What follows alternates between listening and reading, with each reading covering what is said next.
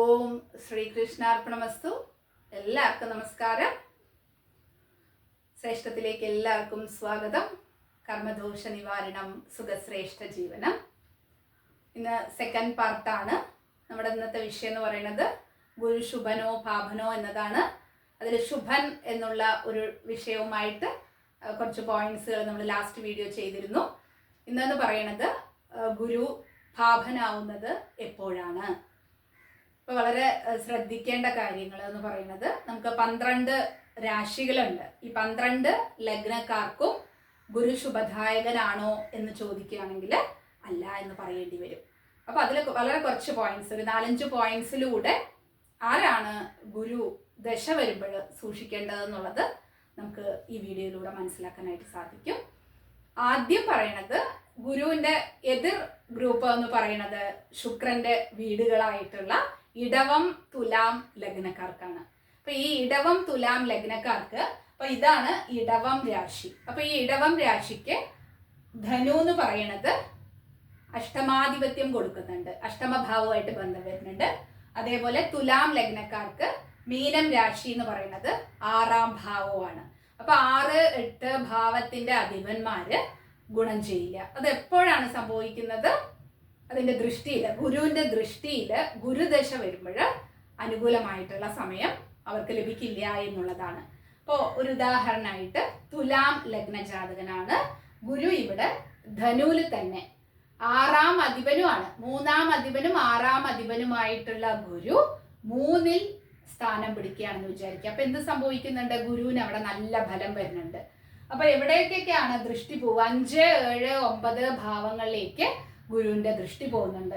അപ്പൊ ഈ തുലാം ലഗ്ന ജാതകനെ സംബന്ധിച്ചിടത്തോളം മേടത്തിലേക്ക് 7ാം ഭാവത്തിലേക്കും, മിഥുനം 9ാം ഭാവത്തിലേക്കും, ചിങ്ങം 11ാം ഭാവത്തിലേക്കും ഗുരുവിന്റെ ദൃഷ്ടി വരികയാണ്. അപ്പൊ സാധാരണ രീതിയിൽ ഗുരുവിന്റെ ദൃഷ്ടി എന്ന് പറയുന്നത് വളരെ നല്ല പോസിറ്റീവായിട്ടുള്ള കാര്യങ്ങൾ, അല്ലെങ്കിൽ എന്തെങ്കിലും ഒരു ഗ്രഹത്തിന് ഫലക്കുറവുണ്ടെങ്കിൽ കൂടെ ആ ഫലം കൂട്ടുവാനായിട്ടാണ് ഗുരുവിന്റെ ദൃഷ്ടി സഹായിക്കുക എങ്കിൽ, ഇവിടെ 6ാം അധിപനായിട്ടുള്ള ഗുരുവിന്റെ ദൃഷ്ടിയാണ് ഈ 3 ഭാവങ്ങളിലേക്ക് തുലാം ലഗ്ന ജാതകന് വരുന്നത്. അപ്പൊ തുലാം ലഗ്ന ജാതകനെ സംബന്ധിച്ചിടത്തോളം ഗുരു ഫലപ്പെടുന്നത് നല്ലതല്ല എന്ന് പൊതുവെ പറയേണ്ടിയിരിക്കുന്നു. അപ്പൊ ഇവിടെ എന്താ സംഭവിക്കുക? 7ാം ഭാവത്തിലേക്ക് ദൃഷ്ടി വരുന്നുണ്ട്. പാർട്ട്ണറാണ്, ലൈഫ് പാർട്ട്ണറാണ്. അതുപോലെ 9 എന്ന് പറയുമ്പോൾ പിതാവാണ്. 11 എന്ന് പറയുമ്പോൾ മൂത്ത സഹോദരർ, അതുപോലെ അച്ഛൻ്റെ അനിയൻ, ഇങ്ങനെയുള്ള പൊസിഷനൊക്കെ വരും. അപ്പൊ ഇവരിൽ നിന്നൊന്നും നല്ല ഗുണങ്ങൾ ഇവർക്ക് ലഭിക്കാനായിട്ട് സാധിക്കില്ല. ഇനി ഇതെല്ലാം മോശമാണോ എന്ന് പറയാനായിട്ട് സാധിക്കുമോ? ഇങ്ങനെയുള്ള അനുഭവങ്ങൾ, ഇവരിൽ നിന്ന് ദുരനുഭവങ്ങൾ ആ ദശാകാലങ്ങളിൽ അവർക്ക് സഫർ ചെയ്യേണ്ടതായിട്ട് വരും എന്നുള്ളതാണ്. ഇനിയിപ്പോൾ ഇതൊരു ആൺകുട്ടിയുടെ ജാതകമാണെങ്കിൽ അവിടെ ശുക്രനെ നോക്കണം, 7ാം ഭാവാധിപനായിട്ടുള്ള കുജൻ എങ്ങനെയുണ്ട് നോക്കണം. ഈ 3 പോയിന്റുകളും പ്രശ്നമാകുമ്പോഴാണ് ഭാര്യ പ്രശ്നം എന്നുള്ളത് ചിന്തിക്കേണ്ടത്. ശരിക്കും പറഞ്ഞു കഴിഞ്ഞാൽ യൂട്യൂബിലൊക്കെ ഒരു വീഡിയോ ചെയ്യുമ്പോൾ ഏതെങ്കിലും ഒരു സെന്റൻസ് മാത്രം പറഞ്ഞതുകൊണ്ട് തീർത്തും ഇങ്ങനെ ഉണ്ടാവും എന്നുള്ളൊരു സംശയം ദയവ് ചെയ്ത് ജ്യോതിഷത്തിൽ ഉണ്ടാവരുത്. എല്ലാ വീഡിയോയിലും പറയുന്ന കാര്യമാണ്. എല്ലാ കാര്യങ്ങളും നോക്കിയിട്ട് വേണം നമ്മളൊരു പ്രഡിക്ഷനിലേക്ക് എത്തേണ്ടത്. അപ്പം അതിൻ്റെ ഓരോ പോയിന്റുകളായിട്ട് നമ്മൾ ഓരോ വീഡിയോ ആയിട്ട് ചെയ്യണമെന്ന് മാത്രം. അപ്പം ഇവിടെ ശ്രദ്ധിക്കേണ്ടത് 7ലേക്ക് ഗുരുവിൻ്റെ ദൃഷ്ടി എവിടേക്ക് പോകുന്നുണ്ടെങ്കിൽ ശുക്രനും 7ാം അധിപനുമായിട്ടുള്ള, ഇവിടെ ഇത് ഈ ജാതകത്തിനെ സംബന്ധിച്ചിടത്തോളം 7ാം അധിപനായിട്ടുള്ള കുജനും ഫലക്കുറവ് ഉണ്ടാവുമ്പോഴാണ് പാർട്ട്ണർ എന്നുള്ള രീതിയിൽ മോശാനുഭവങ്ങൾ അവർക്ക് ഉണ്ടാവുക. അപ്പൊ പൊതുവെ പറയുകയാണെങ്കിൽ ഈ ഗുരുവിന്റെ ദൃഷ്ടി എന്ന് പറയുന്നത് തുലാം ലഗ്ന ജാതകനെ സംബന്ധിച്ചിടത്തോളം ഗുണം വരുന്നില്ല. കാരണം തുലാം ലഗ്നമാണെങ്കിലും ഇടവൻ ലഗ്നത്തിനും ഗുരു ഫലപ്പെടരുത് എന്നുള്ള ഒരു പോയിന്റാണ് ഇവിടെ നിന്ന് നമ്മൾ മനസ്സിലാക്കേണ്ടത്. രണ്ടാമത്തെ പോയിന്റ് എന്ന് പറയുന്നത് ഭാതകാധിപതിയാണ്.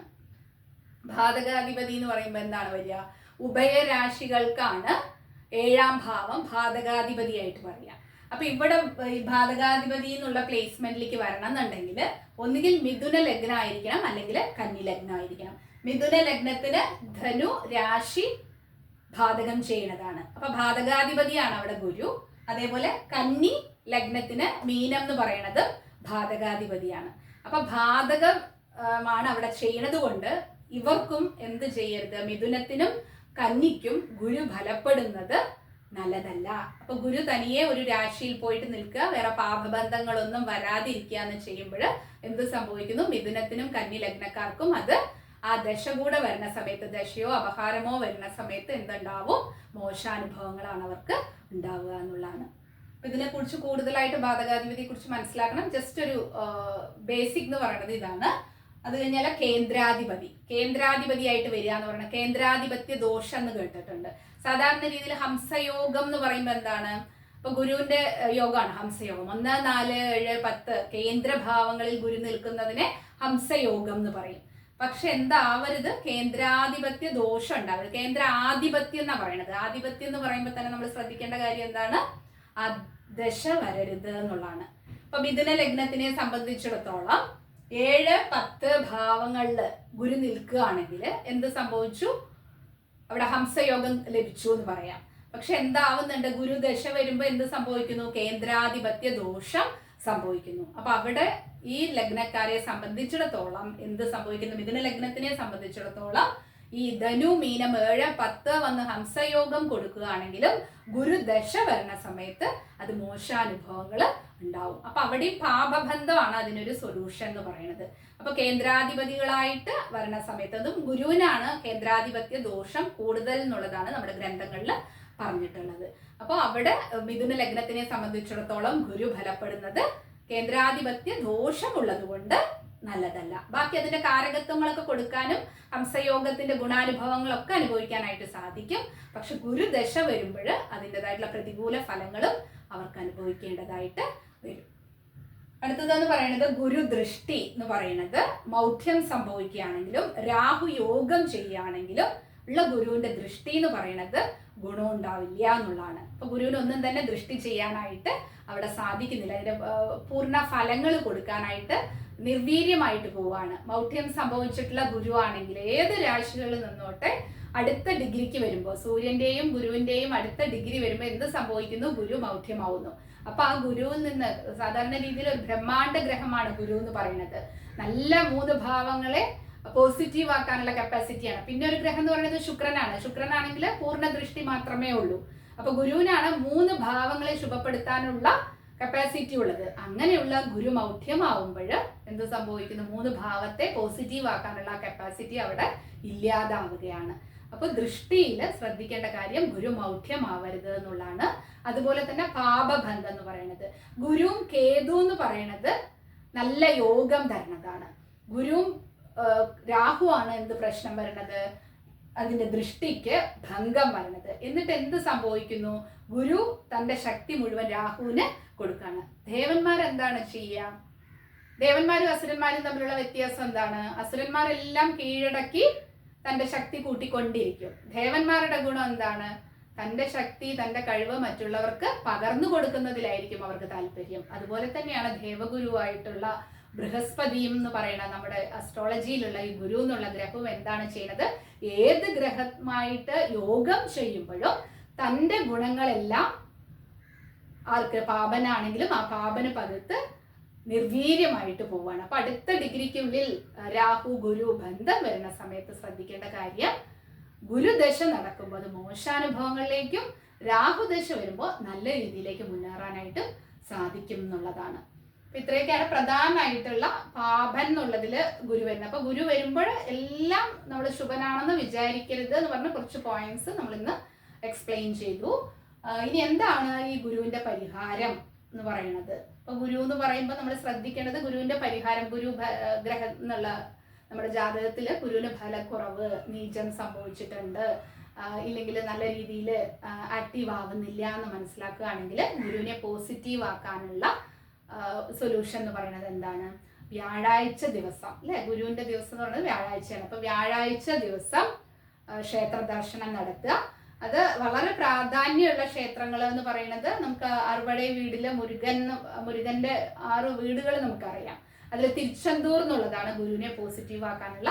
അവിടെ ഗുരുസങ്കല്പത്തിലാണ് മുരുകനെ പ്രതിഷ്ഠിച്ചിരിക്കുന്നത് എന്നുള്ളതാണ്. അപ്പൊ അവിടെ പോയിട്ട് തൊഴുതു വരണത് നല്ലതാണ്. പിന്നെ കുംഭകോണത്തിലൊക്കെ മഹാക്ഷേത്രമുണ്ട്, നവഗ്രഹ ക്ഷേത്രങ്ങളിൽ ഗുരുവിനുള്ള ക്ഷേത്രങ്ങളുണ്ട്. അപ്പൊ അവിടെയൊക്കെ പോവുക. ഗുരുവുമായിട്ട് ബന്ധപ്പെട്ടുള്ള ഗുരുക്കന്മാര് അവരുടെ സമാധി സ്ഥലങ്ങളൊക്കെ സന്ദർശിക്കുക. ഇതെല്ലാം വ്യാഴാഴ്ച ചെയ്യുന്നത് വളരെ നല്ലതാണ്. വ്യാഴാഴ്ച വ്യാഴ ഹോരയിലും കൂടെ സെലക്ട് ചെയ്തിട്ട് ആ ഒരു ടൈമിലൊക്കെ ദർശനം നടത്തുന്നതൊക്കെ വളരെ നല്ലതായിരിക്കും. അതുപോലെ തന്നെ നമ്മൾ ദാനം ചെയ്യണതും മഞ്ഞ നിറമാണ് ഗുരുവിൻ്റെ. അപ്പൊ നമുക്ക് സ്വർണ്ണമൊക്കെ ഇന്നത്തെ ഒരു റേറ്റിനനുസരിച്ച് സ്വർണം ദാനം ചെയ്യുക എന്ന് പറയുന്നത് ഇമ്പോസിബിൾ ആയിട്ടുള്ള കാര്യമാണ്. അപ്പൊ മഞ്ഞ നിറത്തിലുള്ള നമുക്ക് ലഡു പോലെയുള്ള സ്വീറ്റ്സ് ഒക്കെ നമുക്ക് ദാനം ചെയ്യാനായിട്ട്, ഇപ്പൊ ക്ഷേത്രത്തിൽ പൂജയ്ക്കാണ് കൊടുക്കുക, അവിടെ വന്നവർക്ക് ദാനം ചെയ്യുക, ദക്ഷിണാമൂർത്തിയുടെ നടയിലൊക്കെ വെച്ചിട്ട് നമുക്ക് ഇതുപോലെയുള്ള കാര്യങ്ങളൊക്കെ ദാനം ചെയ്യാം. കാരണം പരിപ്പ് എന്ന് പറയുന്നത് ഗുരുവിന്റെ കാരകത്വത്തിലുള്ളതാണ്. അതുപോലെ ആ മഞ്ഞ നിറം, ഇതൊക്കെ കൂടെ ആകുമ്പോൾ എന്ത് സംഭവിക്കുന്നു, അങ്ങനെയുള്ള കാര്യങ്ങൾ, മഞ്ഞ വസ്ത്രങ്ങൾ, ഇങ്ങനെയുള്ള കാര്യങ്ങളൊക്കെ ദാനം ചെയ്യുന്നതിലൂടെയും നമുക്ക് ഗുരുവിനെ പോസിറ്റീവ് ആക്കാനായിട്ട് സാധിക്കും. അതുപോലെ ഒരു മൃഗം എന്ന് പറയുന്നത് ഗുരുവിന്റെ കാരകത്വത്തിൽ വരുന്ന മൃഗം എന്ന് പറയുന്നത് ആനയാണ്. അപ്പൊ ആനയൂട്ട് വഴിപാട് നടത്തുന്നതും ഒക്കെ ഗുരുവിനെ പോസിറ്റീവ് ആക്കാനുള്ള ഒരു പരിഹാരമാണ്. നമുക്ക് അടുത്ത വീഡിയോയിൽ പുതിയൊരു ടോപ്പിക്കുമായിട്ട് കാണും വരെ നന്ദി, നമസ്കാരം.